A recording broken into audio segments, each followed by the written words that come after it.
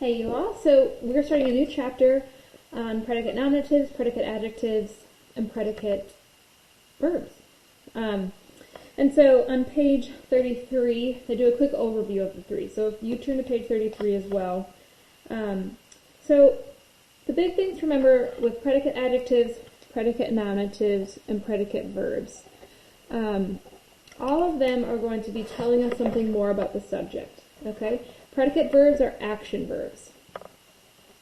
And predicate verbs might have a direct object, but they might not, okay?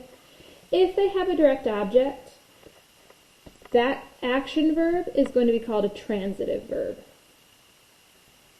It comes from the Latin meaning to cross, so basically it's helping to connect the subject to the direct object is the idea.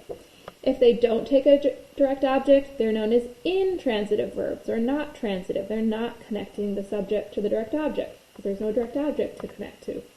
So for example, I walked the dog. Walked is telling me something more about the subject. It's telling me what I did. And so walked is my predicate verb. Now, it's taking a direct object, so it's transitive. Versus if I said, I walked yesterday. Well, yesterday is not a direct object, because a direct object has to be a noun. It's actually an adverb saying, when did I walk? Yesterday. So yesterday is still a predicate verb, it just doesn't have a direct object, so it's an intransitive verb. Alright, so the key thing to remember is that predicate verbs show action, and they can take a direct object, but they might not. But if they do take a direct object, that direct object has to be a noun. It has to be a person, place, thing, or idea. Okay. Now, predicate nominatives. Predicate nominatives are after a linking verb. There's no action going on. They're after a linking verb, and they rename the subject. If you remember nominative in Latin, that's the subject case, right? So they also have to be, just like a direct object has to be a noun, a predicate nominative has to be a noun, and it's following a linking verb. So the girl is a gymnast. All right, Leighton, that one's for you. I think Katie, you do cheer, which I think is some gymnastic crossover with that. I'm sure there are other of you who do that as well, but regardless, so the girl is a gymnast. So my verb here is a linking verb is, and gymnast is a noun, it's a person, and girl is my subject. Well, gymnast and girl are the same thing, they equal each other. Okay, they equal each other. So gymnast is a predicate nominative, it's a noun in the predicate, so it's after the verb, that renames that subject. Okay, whereas a predicate adjective, the girl is happy, it's also after a linking verb, but it's not a noun. It's not a person, place, or thing, or idea. It's an adjective. It's answering how many, whose, which one, or what kind, modifying the subject. So who's happy? The girl is happy. So it goes all the way back to renaming that subject. Now there's more information on page 33 if you want to look into that, or if you want to read more about it. One more thing I want to note. These both are known as subject complements. Now, notice how I spell this complement versus this complement. So this complement would be like, you did such a great job in your soccer game. Or, wow, I was so impressed by how nicely you treated your sister, or something, right? That's a compliment, right? That's someone talking in praise of you. And notice it's spelled with an I, but this compliment is spelled with an E. Think of the word complete. These are known as subject complements, subject complements, because they complete what we need to know about the subject, right? If I just had the girl is, I don't have everything I need to know about the subject. Now, just a subject and a verb make a clause into a clause? I know you missed the singing. But, so technically I have a clause there, but it's not telling me a whole lot of information. That gymnast and that happy really finish off and tell me something about that subject. Alright, now if you turn the page to page 34, that's directly talking about predicate verbs and direct objects.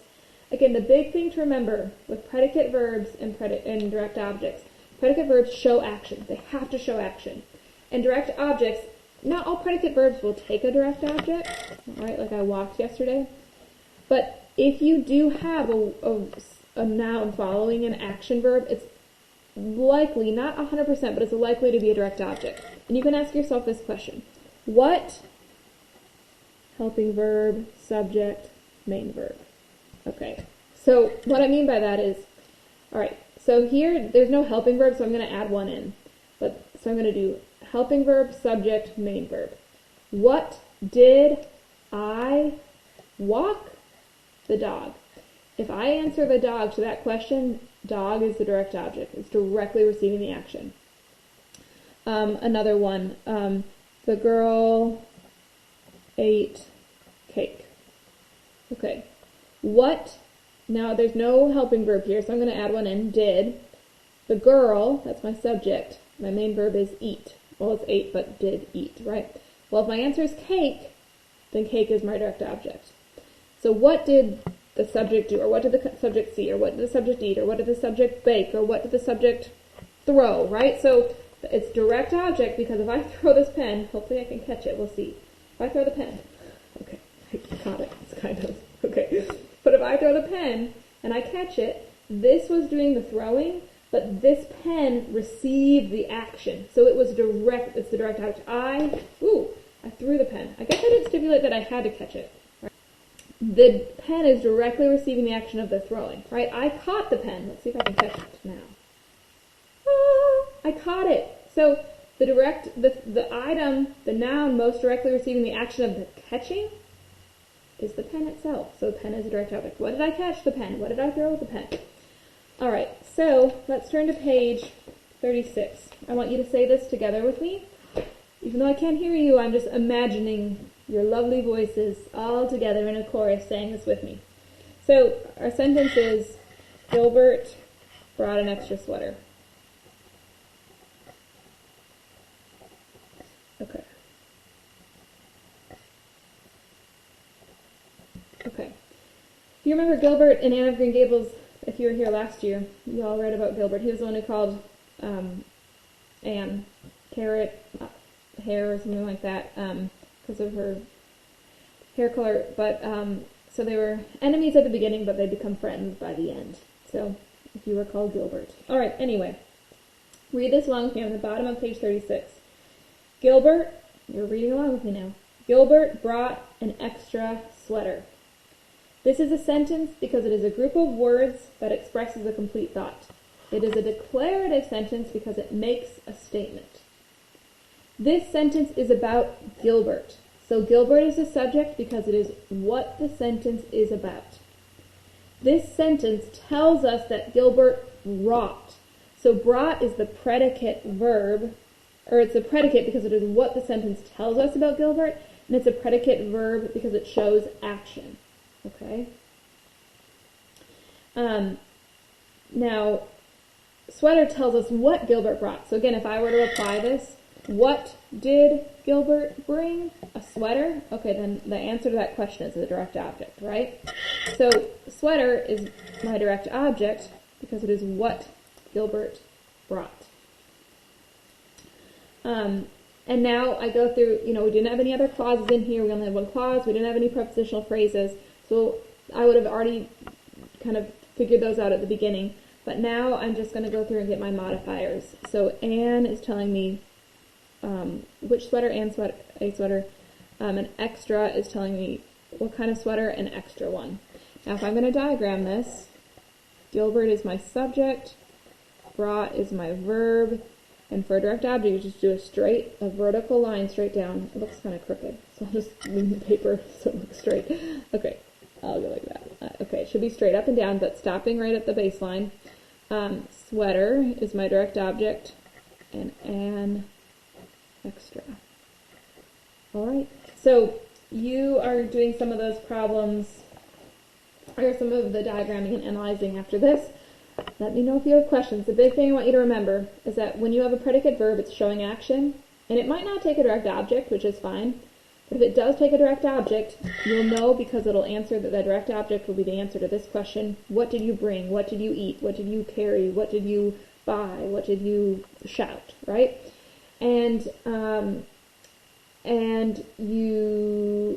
direct object always has to be a noun. So it has to name a person, place, thing, or idea. And again, a predicate verb shows action. All right, let me know if you all have any questions. Happy diagramming.